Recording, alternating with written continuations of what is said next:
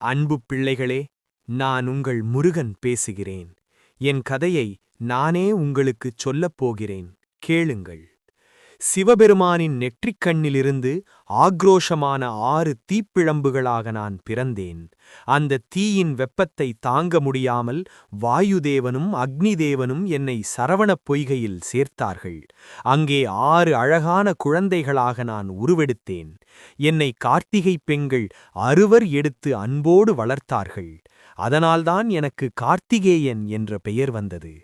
அன்னை பார்வதி தேவி ஓடி வந்து அந்த 6 குழந்தைகளையும் ஒன்றாக அணைத்தபோது நான் 6 முகங்களும் 12 கைகளும் கொண்ட ஷண்முகனாக மாறினேன். உலகம் பெரியதா இல்லை பெற்றோர் பெரியவர்களா என்ற போட்டி வந்தபோது ஞானப்பழத்திற்காக மயில் ஏறி உலகைச் சுற்றிக் கிளம்பினேன். ஆனால் என் அண்ணன் விநாயகன் பெற்றோரே உலகம் என்று அவர்களைச் சுற்றி வந்து பழத்தை பெற்றான்.